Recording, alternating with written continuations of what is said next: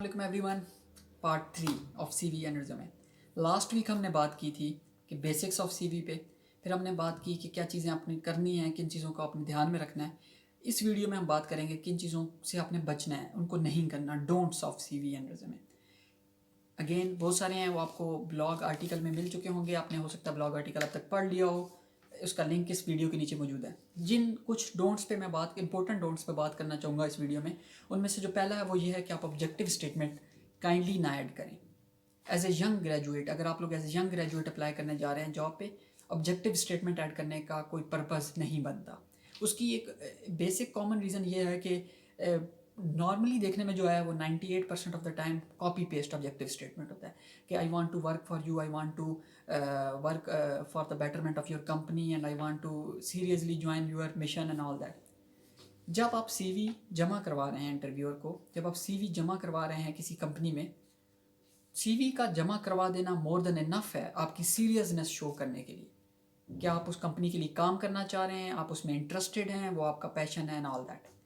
उसको उस real estate को ज़ाया करने की ज़रूरत नहीं है, उस एक वन पेजर को के अंदर स्पेस को ज़ाया करने की ज़रूरत नहीं है, क्योंकि इंटरव्यूअर को मालूम है कि आप सीरियस हैं, that's why you are applying for it. दोबारा से उसको उस पर एम्फेसिस करने की ज़रूरत नहीं है। Again as a recent graduate, plus आपको मालूम नहीं होता कि आपका पर्पज़ अभी क्या है, आप अभी एक्सपेरिमेंटल मोड पे होते हैं, तो बहुत अर्ली भी क्लियर हो जाना अच्छी बात नहीं है। लेकिन अगर आप क्लियर हैं, दैट्स गुड।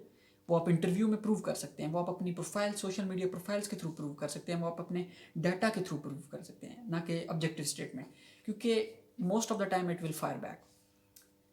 सेकेंड है जो कि आपने नहीं करना, वो ये है कि आप अपनी सीवी में जेनरिक कम्पिटेंसीज का जिक्र करें। जेनरिक कम्पिटेंसीज क्या होती हैं? आप सीवी में लिखें आई एम ऑनेस्ट, आप सीवी में लिखें आई एम लॉयल, आप सीवी में लिखें आई एम ट्रूथफुल पर्सन या trustworthy person. These are generic competencies, ये आपकी जेनरिक कम्पिटेंसीज है, ये मैयर नहीं की जा सकती।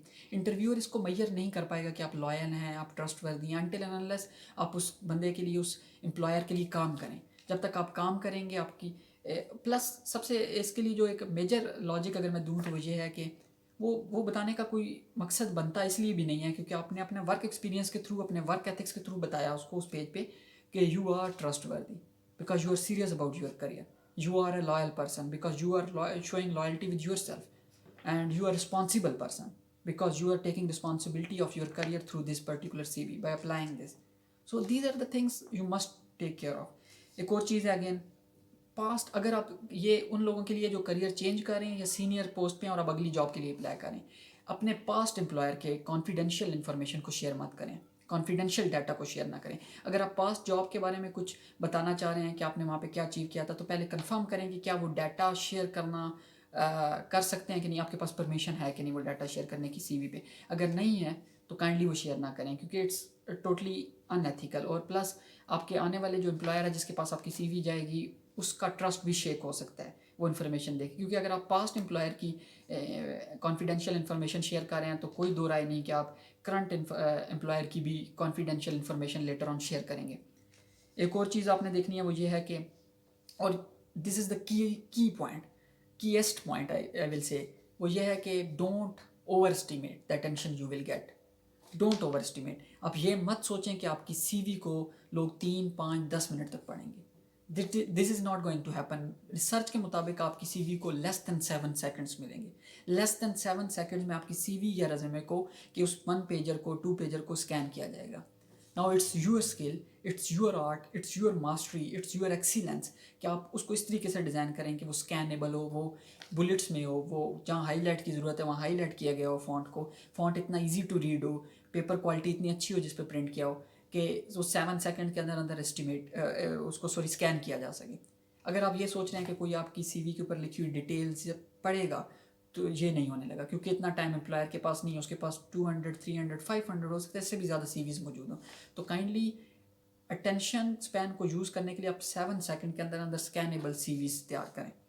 फिर एक चीज़ है वो ये है कि जॉब ऐड को इग्नोर करते हैं। नॉर्मली हम देखते हैं कि किस कंपनी में जॉब है और कौन सी जॉब है, एंड दैट्स इट, हम सीवी फॉरवर्ड कर देते हैं। आप जिस चीज़ को ना इग्नोर करें वो ये है कि इन्फॉर्मेशन जो ऐड के अंदर दी गई है, ऐड इन्फॉर्मेशन को इग्नोर ना करें, क्योंकि उस انفارمیشن کے اوپر بعض دفعہ بہت سارے لوگ انٹرویو کے دن سی وی جمع کراتے وقت بھی کنفیوز ہوتے ہیں، حالانکہ وہ انفارمیشن بیسک لیول کی دی گئی تھی ایڈ کے اندر. اس ایڈ کو کمپلیٹلی پڑھیں، جاب ڈسکرپشن کو کمپلیٹلی پڑھیں، اور اس کے بعد اپنی سی وی کو پریپیئر کریں اس ایڈ کے مطابق، تاکہ آپ انٹرویور کو معلوم پڑے کہ آپ رسپانسیبل پرسن ہیں، آپ نے ایڈ کمپلیٹلی گو تھرو کیا ہے. Last but not the least, اگر میں اس کا فائنل ٹپ دوں جس سے آپ نے جسے کہہ لیں کہ جو فائنل نیل ان دا کافن جسے ہم کہتے ہیں کہ وہ ہے، تو وہ ہے کہ سی وی بنانے کے بعد اس کو امپلائر کے پرسپیکٹیو سے دیکھیں کہ کیا آپ ایز این امپلائر اس طرح کی سی وی کے امپلائی کو ہائر کریں گے کہ نہیں.